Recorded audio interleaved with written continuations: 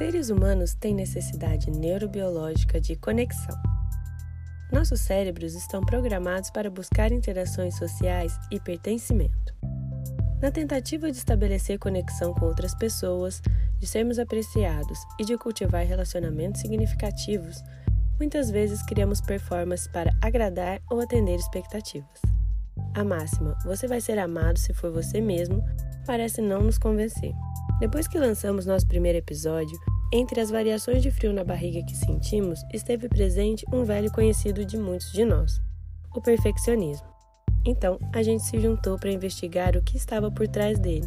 De autocentramento a medo da solidão, as raízes desse esforço de adequação se espalharam por várias direções. O que você acredita que precisa ser para receber amor? Você tem editado a si mesmo para pertencer? Esse é o podcast Corrente Telúrica, feito pelas amigas Belisa Bagiani, Isadora Pimenta e Priscila Vicenzo. E assim como existe essa energia elétrica correndo por baixo da terra e através dos mares sem que a gente perceba, nós acreditamos que nossos pensamentos e sentimentos mais profundos estão à espreita, prontos para gerar transformação em pequenos acontecimentos do cotidiano. Há sempre algo se passando debaixo da superfície. O lançamento aí do nosso primeiro episódio, como eu contei, né, para vocês, acho que essa foi a primeira vez que eu lancei algo criativo sem ficar com vergonha de colocar isso no mundo, de expor isso e tal. Claro que teve 1000 coisinhas, né, que vieram, 1000 piripaques, mas de um lugar muito mais tranquilo, assim, do que já foi. E aí isso me fez pensar numa coisa que eu tenho, acho que a vida toda, assim, que foi um pouco essa busca por perfeição. Então, das coisas precisarem estar muito acabadas e o mais perfeito possível para que eu pudesse mostrar para alguém. E eu tenho discutido muito isso comigo mesma, em terapia e tudo. Essa busca por perfeição que já me fez deixar de fazer várias coisas, e eu tenho chegado a uma conclusão que em algum lugar de mim eu acredito que para eu ser apreciada ou amada ou gostada, enfim, eu não posso falhar. Tenho pensado muito nisso, assim, nas coisas que a gente faz ou que a gente acredita que a gente precisa ser para ser apreciada e para ser amada, talvez. E acho que as dificuldades que a gente tenha, talvez, de mostrar algo criativo que a gente faça, seja só um reflexo de uma dificuldade da gente se mostrar, de repente, não ser amada pelo que a gente está mostrando, né? Então, o que a gente acredita que a gente tem que ser para a gente ser apreciada? Acho que é um pouco isso, assim, que me trouxe, que me rondou esses dias e nos últimos 30 e poucos anos também. Eu acho que meu perfeccionismo das coisas terem que ser muito bem elaboradas ou muito bem feitas, o meu critério às vezes é muito chato, então isso significa que eu tenho que trabalhar muito em cima de uma coisa para ela acontecer, então é melhor nem começar, sabe? Às vezes é melhor nem fazer. E eu sou chata porque aí entra num lugar que vou linkar com o que você falou no começo sobre essa performance nossa no mundo. O que eu quero dizer com isso? A gente cria uma imagem nossa quando a gente quer fazer qualquer coisa nossa.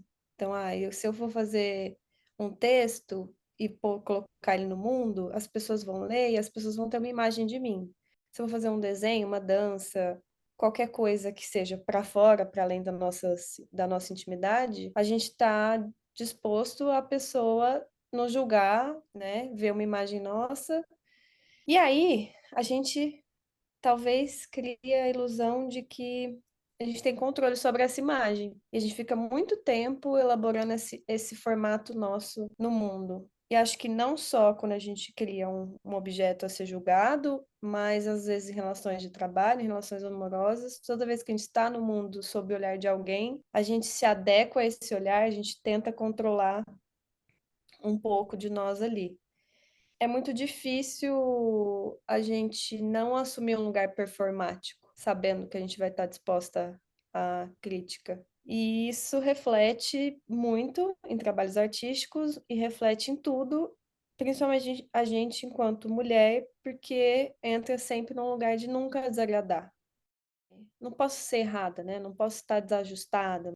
E aí a pergunta que eu me fiz e queria jogar para a gente aqui, o quanto a gente consegue ser a gente mesma em qualquer coisa que a gente faça, e o quanto a fala e a presença talvez seja a única maneira do ao vivo, do agora, que nos faça rasgar mais essa performance, né? Porra, é difícil demais. Então, acho que é justamente isso. Me peguei na própria armadilha dessa coisa da fala, sabe? Do que vão achar, para quem que eu tô falando agora. Ser coerente com a imagem, porque agora tem uma imagem, tem uma expectativa dessa imagem, né? Então, não posso desapontar essa imagem que eu criei, que criaram. Então, Uhum. esse nível de coerência interno, em fazer sentido, ter que fazer sentido, ter que performar a minha melhor versão dentro do que eu acho que é a minha melhor versão, mais. E aí bota qualquer adjetivo que eu possa querer parecer agora. E isso é muito. A gente se tolhe, né? E também nunca tinha me expressado dessa forma. E entender que isso é uma arte foi muito legal. Encontrar um caminho artístico de expressão, não só da minha pessoa, mas também de um trabalho, né? Que passa pelos dois. Tentando, brigando com isso, que é o que eu estou fazendo agora justamente, tentando não me censurar demais, tentando ser o mais natural possível, espontânea, e que é difícil, porque sempre tem o outro, né? Esse outro espectador. É o que a B falou antes também sobre a gente ser criada para não desagradar, né? Imagina, eu vou falar coisa aqui, eu já posso ter desagradado muita gente. E falar é isso, né? Exposição é isso. Já falei coisas, vão falar, nossa, ela tá viajando. Nossa, ela é bem louca. É... E aí vão me descobrir, né? Vão descobrir que eu sou bem louca e incoerente, é isso. E aí você fala, beleza, então é isso. Vão me amar se descobrirem. E esse é o ponto, né? Vão Total. continuar me amando? Vocês vão continuar? A Xuxa vai me amar? Se ela descobrir que eu sou louca, incoerente, vocês vão continuar me amando, sabe? E aí, e o que é muito potente desse nosso encontro, porque é o lugar onde a gente fala tudo, e entre a gente, e eu acho que a força do podcast é justamente essa, né? Do canal é justamente essa, porque entre a gente pode ser quem a gente é. E isso já é muita coisa. Uma coisa que me pega, assim, é que é muito difundido e a gente sabe que o amor é possível genuinamente, verdadeiramente, quando as pessoas estão sendo quem elas verdadeiramente são, né? Que senão não se sustenta. Acho difícil que relações de amor, e aí não só de casais, né? Mas de amizade, de família, o que quer que seja, que essas relações de amor se sustentem verdadeiramente sem que as pessoas sejam quem elas são. Mas mesmo assim, a gente insiste em performar ou a boazinha, ou a coerente, ou a eficiente, ou a perfeita, performar essa imagem para ser aprovada. Então, de alguma maneira, todo mundo fala, né?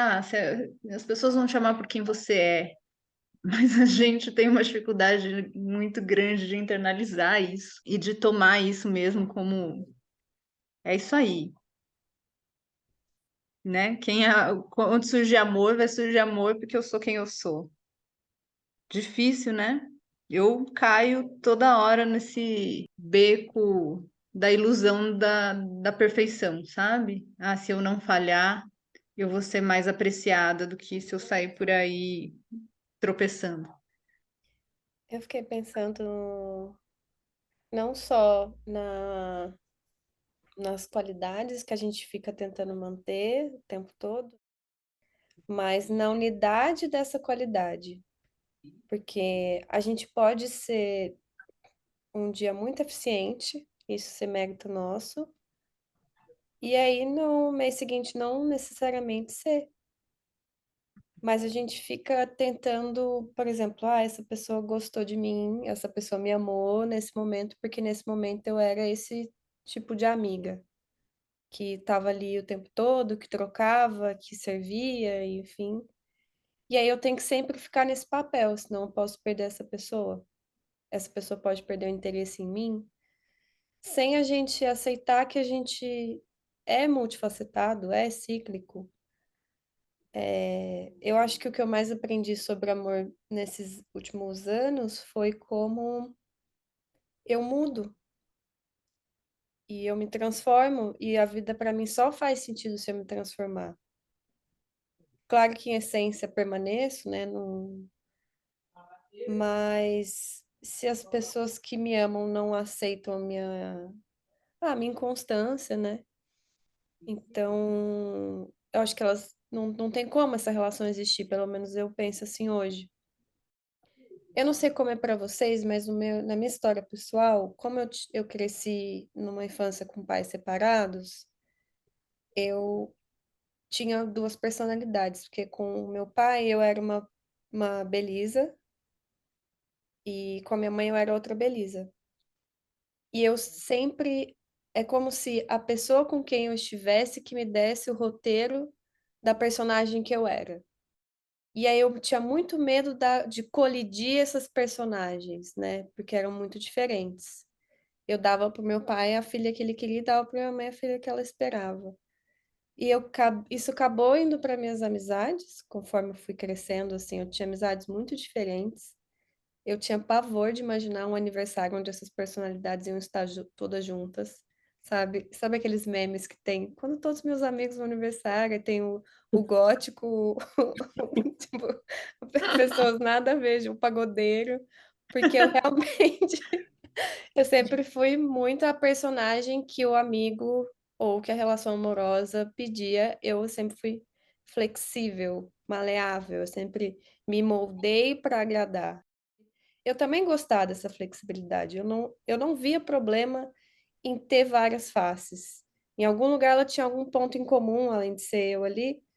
Eu gostava de participar de vários mundos.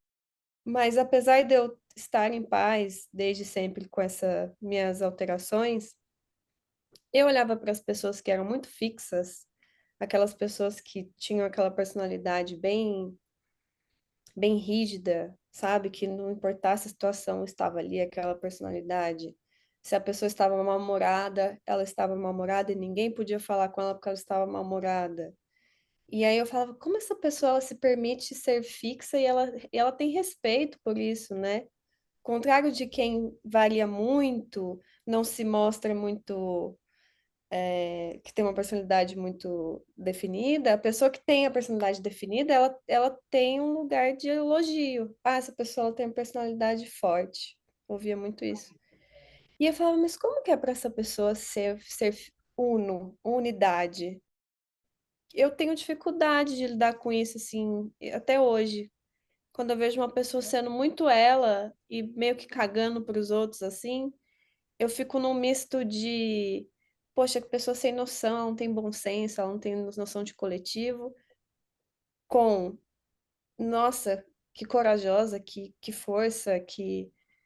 E aí eu percebo que, apesar de eu gostar dessa flexibilidade, de poder sempre me adaptar às pessoas, eu também reprimi em algum lugar a minha capacidade de chegar com uma personalidade mais forte. De tipo, não, aqui eu não preciso agradar. Não, aqui eu não preciso ser, eu não preciso estar bem-humorada aqui, eu não preciso falar.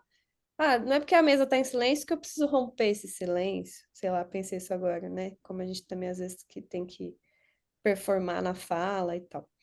Uhum. Enfim, talvez tenha ficado um pouco confuso, mas o que que vocês pensam assim? Nossa, eu pensei em muitas coisas. Primeiro, quando você estava falando sobre essas várias belezas, né? Que a beleza do pai, a beleza da mãe. eu fiquei pensando no quanto isso é um sinal de que a gente está se moldando a cada pessoa, né? Será que eu realmente, com o meu pai, eu sou a filha que o meu pai quer ter, e com a minha mãe, eu sou a filha que minha mãe gostaria de ter? Ou, na minha relação com o meu pai, eu consigo aflorar algumas potencialidades minhas, e na minha relação com a minha mãe, eu consigo aflorar outras potencialidades. Porque uma coisa que eu fui acreditando, assim, e percebendo ao longo dos anos, é que as relações não vão abarcar tudo. Então, talvez com o meu companheiro, na minha relação com o meu companheiro, a gente seja muito bom em viajar, em discutir sobre filmes. Na minha relação com uma outra amiga, talvez não caiba eu discutir sobre filmes, mas com ela talvez seja muito legal ir no samba. E eu acho que principalmente em relações amorosas, a gente procura muito que um ser englobe tudo, né? Que tudo que a gente vá se expressar ali. E a gente concentra, né, toda a nossa energia, principalmente, né, nas relações amorosas, a gente concentra assim, toda a nossa energia numa relação só. Quando na verdade é muito mais abundante, amoroso e grande. A nossa energia também está flutuando e está se espalhando assim, né, por todas as nossas relações. Não, não, claro, no sentido de que uma face minha não possa ser mostrada para determinada relação, mas cada relação, acredito que elas criem um ambiente de florescimento, assim, de um aspecto nosso, assim, né? Duas pessoas formam uma combinação ali que alguma coisa surge. E aí, quando você estava falando desse se moldar, fiquei pensando, nossa, que caminho tênue entre será que eu estou me moldando aqui nessa relação e oferecendo o que essa pessoa espera de uma boa relação, ou de uma boa amiga, ou de uma boa namorada, ou de uma boa filha? Ou será que eu estou explorando a potência que nós temos juntos, sabe? E aí, sei lá, deu um pum assim na minha mente. Eu acho que são duas coisas, assim. Eu acho que tem o lugar de ser quem a gente é, explorar aspectos nossos com diferentes pessoas. Então, ir no cemitério beber vinho com os amigos góticos tem um lugar, curtir um samba, ir pro carnaval tem um outro lugar. Não sei, exemplos extremos assim, e que não deixa de ser você mesmo, mas eu acho que o principal ponto é se o amigo, o amor, ou o pai ou a mãe vissem você na sua outra face, você seria amado? E aí é que tá, porque a gente é múltiplo, né? A gente múltiplos, não é uma coisa só, fixa, rígida. É muita coisa, que pode ser mais ou menos, mas nunca uma só. É mais coerente ou menos coerente, mas o ponto é, se o outro te vê nessa outra face, ele vai continuar te amando, sabe? Nesse outro momento. Então, acho que é diferente. Acho que é potente a gente explorar lugares com diferentes pessoas e amores e, enfim, família. Acho que isso é crescimento e é muito potente. Mas outra coisa é querer receber amor por se enquadrar nos padrões do outro e podar alguns aspectos pessoais que o outro não aprovaria. Enquanto eu estava crescendo, eu sentia isso acontecendo muito, porque vivia em dois mundos, assim, que eram da minha casa, que era diferente de tudo, da, da sociedade em geral, e também da minha avó. ou da minha família maior, assim, que era bem tradicional, isso, patriarcal, tem o lugar do pai, a hora de almoçar, assistia novela, via futebol, tomava refrigerante, que era tudo que não podia na minha casa. Ouvia sertanejo e essas coisas não eram bem vistas na minha casa. E aí eu era duas crianças, assim, a criança que ia para casa da avó, tomava sorvete e que interagia, que queria ser amada por aquelas pessoas que faziam churrasco e ouviam sertanejo e jogavam truco, e a Isadora que queria ser amada também pelos meus pais, que eu podia ser muito mais livre e eu dentro da minha casa. E lá eu tinha muito mais espaço, mas e aí, nossa, insights agora, cheguei no ponto aqui. Estamos aqui para isso. Sempre meditei para poder receber esse amor social, que ele viria desse lugar que era, tá, mas eu posso ser, entendi que em casa eu sou amada, eu posso ser qualquer coisa, mas lá fora eu não vou me amar se eu for qualquer coisa, peraí. E ninguém tá me guiando aqui para onde eu tenho que ir para ser amada, eu vou ter que fazer essa edição sozinha, sabe? E é por isso que eu falo menos e ouço mais e faço edição de áudio hoje. Mas, pô, não, tipo, é isso, eu acho.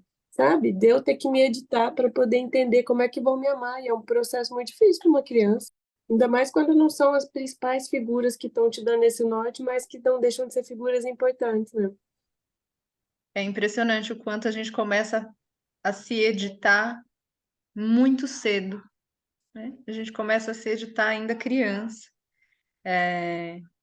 Como é que a gente aprende, né? Eu acho que eu me editei bastante até para os meus pais, assim, acho muitas vezes eu identifico essa personagem da Priscila que não falha, que é uma mentira, né, gente? Mas essa tentativa da... Eu acho verdade, nunca vi falhar. Fingi muito bem, faz anos que conheço, nunca errou. Errei, sim. Não vou refrescar sua memória aqui em público, mas já me viu errando. Mas, enfim, essa personagem impossível que eu criei, né, da eficiência e da Priscila que não falha, é, nasceu muito cedo, assim, nasceu em mim, criancinha, que ia estudar horrores para ser muito boa na prova. Na Priscila, criança que não participava de algumas brincadeiras porque podia ser que errasse. Então, assim, não vou jogar basquete porque eu vou errar a cesta, então eu vou fingir que eu não gosto de basquete. Surgiu muito cedo, né? Eu fico muito intrigada, assim, quando é que eu comecei a meditar? Quando é que eu senti que eu deveria meditar, né? Hoje, eu adulta, tento, principalmente né, nesse aspecto do corpo, assim, né? De todas as coisas que eu deixei de fazer ao longo da vida para não falhar, então eu nem fui lá tentar. Foram muitas, né? Andar de bicicleta, nadar, várias. Eu tento hoje em dia me permitir fazer essas coisas todas, porque eu já me tolhi muito nas minhas edições de mim mesma. E dói, né? Uhum. Dói não experimentar a vida plenamente, porque você precisa agradar os outros, porque você acha que vão gostar mais de você se você não errar a cesta do basquete, sabe? Dói. Aí acho que hoje eu tenho uma tentativa assim mesmo de eu vou lá fazer isso aí e vou me deixar errar e vou tentar me deixar errar com outras pessoas vendo. Eu queria falar uma coisa que quando a Isa falou, daí eu comecei a me editar, né? Você falou isso. E eu ouvi, aí eu comecei a meditar. Achei muito Legal. bom, porque eu acho que a meditação Se fosse, Aí, se fosse, né? Aí eu tinha 8 anos de idade, eu comecei a tinha 5 meditar. anos. Eu não duvidaria Eu também da não. pequena Isa meditando. Mas eu não, porque achei legal os dois lugares, porque para mim o recurso hoje de entender quando que eu tô não meditando demais é eu vou meditar e vou me ouvir e entender onde não posso, né? O que não é editável. Então, eu Perfeito. gostei. Mas eu lembrei um pouco da sensação de... Eu tinha muito medo de ser descoberta. E isso foi um apavoro constante, porque como eu estava com cada pessoa sendo uma, quando esses mundos fossem se colapsar, eu senti que eu ia ser desvendada, descoberta, as pessoas iam perceber que eu era de mentira, né? Que alguma dessas faces eram de mentira. Mas uma coisa que eu mais me dei de presente é quando eu entendi que eu era uma colagem, né? Partes separadas formando uma enorme colagem. E por isso que talvez a gente goste tanto de colagem, né? Você pode encaixar diferente, tipo, você pode colocar uma imagem de uma baleia dentro de um metrô, sei lá. E é possível. Vocês falaram esse tempo todo, né, durante o nosso período pré-lançamento e pós-lançamento de um podcast, vocês falaram sobre como lidar com a exposição, porque vocês duas nunca tiveram essa experiência de se colocar no mundo num lugar criativo. Talvez no Instagram, alguma vez ou outra, vocês tenham feito isso mais sutilmente, mas não com essa força. Tá aqui o meu podcast, pessoal. Enfim, e eu falei para vocês, né, que ao contrário de vocês, eu faço isso desde muito cedo. E a exposição foi um lugar que eu encontrei de uma troca muito, muito genuína e sincera com as pessoas. E eu lembro a primeira vez que isso aconteceu, sei lá, eu devia ter 12 anos, fotolog ou blog, e escrevi qualquer coisa muito sensível com uma foto ali. Algumas pessoas me responderam, e eu lembro que na escola, pessoas de outras séries falaram: Ah, eu li o que você escreveu, eu gostei muito, enfim.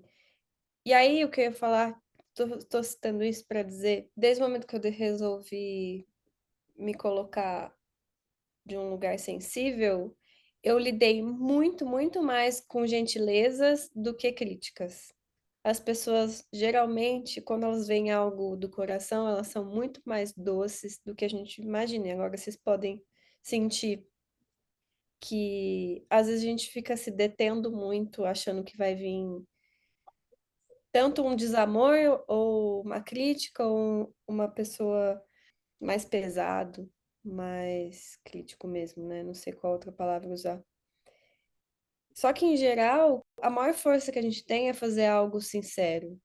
E esse algo estar sujeito a se moldar, a se modificar, a errar, a falhar, porque senão a gente fica inventando uma perfeição para os nossos atos que nunca vai chegar. E a gente se ilude e a gente se prejudica. E às vezes a gente acha, ah, é porque o mundo é um lugar muito difícil de estar, um lugar onde você não pode se expressar. Não, a gente pode muito. Só que a gente se poda nesse mundo e aí a gente mesma deixa de fazer as coisas que a gente deseja. Então, acho que a edição que a gente faz, eu acho que é importante ter essa consciência. Essa autoedição, esse lugar de a gente se mudar, não é porque as pessoas são incompreensíveis, eu acho. Acho que sim, as pessoas são difíceis, a gente é podada em diversas frentes, mas tem um lugar do... A gente se poda muito. A gente tem muito medo da nossa própria imaginação. Eu acho que tudo que eu fiz até hoje, seja às vezes profissionalmente, assim, né? Em aulas de yoga que dei, em cursos que dei, ou nas minhas relações, até hoje, o que deu mais certo foi quando eu só fui e com o que eu tinha para oferecer. Eu me lembrei de um curso que eu dei uns anos atrás que ficou assim num fecha ou não fecha da turma por um tempo. E era um curso sobre yoga, saúde da mulher, algumas coisas sobre gestação e parto também, né? E aí eu resolvi fazer uma primeira aula que era uma linha do tempo da história dos cuidados à saúde da mulher e da ginecologia. E aí eu fui caçando, né, essa história em várias fontes, então não tinha uma fonte única e eu montei essa timeline. E por alguma razão, eu estava muito nervosa, fechou a turma, ia até a primeira aula, e eu fiquei muito nervosa para dar essa aula, muito nervosa. Eu não sei o que deu em mim, que nesse dia aí eu fiquei nervosa mesmo. Acho que o fato de ter muitas fontes diferentes, e eu pensei, e se eu me embananar, e se alguma fonte não for uma fonte tão boa, criei várias histórias na minha cabeça, fiquei muito nervosa. E aí quando eu cheguei lá e tinha assim, né, aquele monte de mulher lá sentada e olhando para mim, eu contei que eu estava muito nervosa. E no fim das contas, esse foi um dos melhores cursos que eu fiz, um dos melhores cursos que eu dei. Um dos primeiros bebês que eu vi nascer como doula, filha de uma mulher que estava nesse curso. E acho que a partir do momento que eu contei que eu estava muito nervosa, eu deixei de ficar nervosa primeiro. E depois as pessoas, as mulheres que estavam ali se conectaram comigo. E talvez eu ter lá na frente, lá no primeiro dia, contado que eu estava nervosa, tenha sido um método talvez não pensado, né? Eu só falei porque é o que eu senti, foi o que eu senti ali que eu tinha que fazer na hora, por mim, antes de tudo. Mas talvez isso tenha criado condições para que todo mundo pudesse só ser. Então, eu lembrei aleatoriamente assim desse curso, mas eu acho que todas as coisas que eu fiz na vida e todas as relações que eu tive em que ia falar reguei, em que eu soltei a rédea, foram as que funcionaram. Fiquei brisando uma coisa aqui. Eu tenho muitas crises de ansiedade. Cada ano foi diminuindo, né? Fui trabalhando isso em análise e tal, meditação. Mas a minha crise de ansiedade, ela só existe, ela só dispara quando eu tô diante de alguém. Eu nunca tive uma crise de ansiedade sozinha. Tem a ver com a exposição, tem a ver com alguém vai ver que eu estou, né, vou ter um colapso e aí isso potencializa. O fato de eu me sentir exposta potencializa essa angústia e aí vai virando um monstro atrás da minha cabeça, infinito, sem controle. E aí, quando eu comecei a fazer terapia, justamente para trabalhar isso, há muitos anos atrás, eu tentava explicar, né, o que estava sendo colocado em risco, que eu enviava sinais para o meu corpo de que eu estava em perigo, em extremo perigo. Porque a sensação que eu tinha é que eu ia morrer, ou que eu ia desmaiar, ou que eu ia passar uma humilhação muito grande diante dessa situação. Então, eu não conseguia me mexer, é paralisante, meu coração dispara, enfim, todos os sinais que na minha cabeça envia pro meu corpo de tipo, perigo, alerta. Algo muito errado está acontecendo, você está numa selva e tá vindo um animal feroz na sua direção, talvez você vá morrer, né? Essa é a sensação ancestral do meu corpo. Mas não estou numa selva, não tá vindo nenhum animal na minha direção. Eu só tô numa situação social na qual eu me sinto em perigo. Mas e o que é esse perigo? Nesses questionamentos do que é a raiz disso, e é só um papel social no qual eu ia falhar, né? É só uma performance na qual ela não estava saindo como eu imaginei. Era um lugar do humano que eu não tinha controle nenhum. E aí, eu tinha falado disso, já tinha ouvido falar sobre isso, tinha falado disso com minha psicóloga na época, que é uma coisa da gente achar que a gente vai ser excluída do bando. Você, enquanto animal social, se você falha nesse sistema social, você pode ser excluída, né? Você pode ser... Hoje em dia a gente usaria o termo cancelada. E o que é ser cancelada? É ser excluída. Você não vai pertencer, você vai ser desagradável, você vai ser uma imagem referente a algo muito errado se você falhar. E isso é tão louco que a gente tem essa construção da performance nesse lugar de que a gente tem que pertencer, né? Porque se a gente não pertence, a gente vai ficar sozinha. E talvez o quanto a gente quer agradar o outro, o mundo, o grupo, o trabalho, é medo da solidão. O medo de ser excluída, ou seja, o medo de ficar sozinha. E foi muito forte quando eu percebi isso, né? Que quantas vezes eu tenho uma rede de pessoas que eu ficava me adaptando porque eu não conseguia me ver só.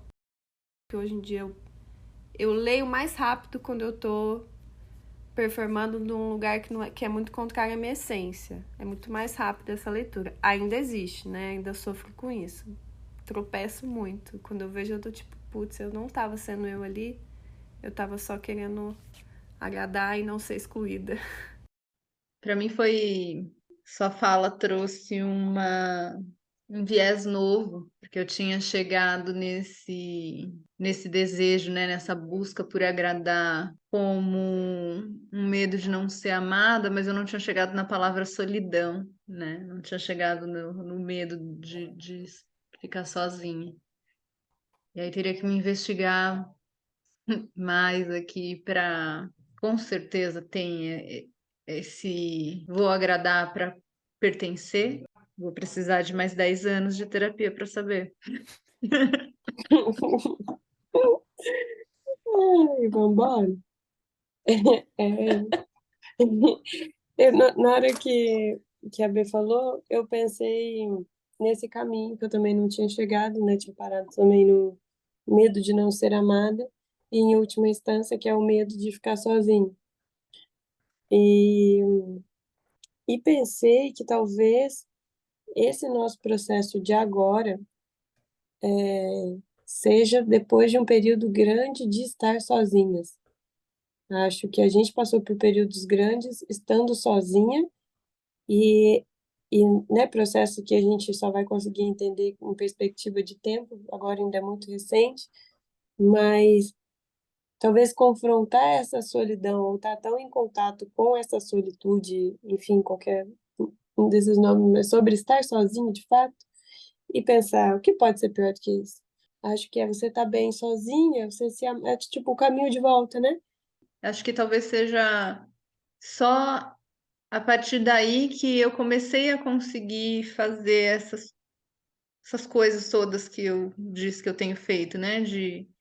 Vou me propor a fazer todas as coisas que não fiz, às vezes desde criança, e vou errar, e vou cair, e vou ralar o joelho, e vou me estabacar no chão na frente dos outros.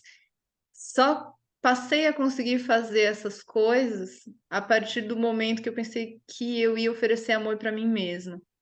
E quando eu faço essas coisas, hoje, é oferecendo amor para mim mesma. E às vezes dá uma puta vergonha de fazer na frente dos outros. E de não ser habilidosa na frente dos outros. Mas eu tô falando pra mim, assim, eu tô fazendo porque é um jeito de eu oferecer amor pra mim mesma. Uhum. A gente é o nosso pior editor, né? Assim, a gente é o nosso editor mais crítico de todos, assim. E confuso também, né? Porque tem que fazer sentido para vários públicos que a gente atende, que a gente acha que a gente está atendendo, e pura noia. Ninguém tá nem aí, na verdade. Tipo, ninguém tá tão aí pra gente assim. É que a gente é o centro da nossa própria história, né? Mas os outros são o centro das outras histórias, das suas respectivas histórias, né? É um pouco também deixar de se editar para nós mesmas. Porque a gente também conta para nós mesmas histórias sobre nós, né? A gente também quer acreditar em coisas sobre nós mesmas e às vezes a gente não se deixa sair dessa edição da gente que a gente fez para nós mesmos, né? Uhum. E acho que o amor próprio que a gente tem falado tem a ver um pouco sobre isso, né? Essa deixar a rigidez dessa história sobre nós que nós contamos para nós mesmos.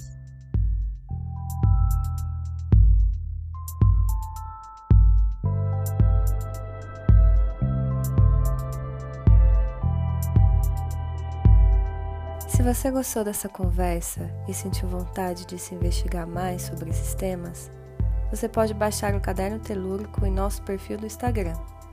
Nós preparamos um caderno inteiro com ilustrações, textos e propostas de reflexão e autoobservação sobre adequação, conexão e pertencimento. Assim, você também participa da nossa corrente.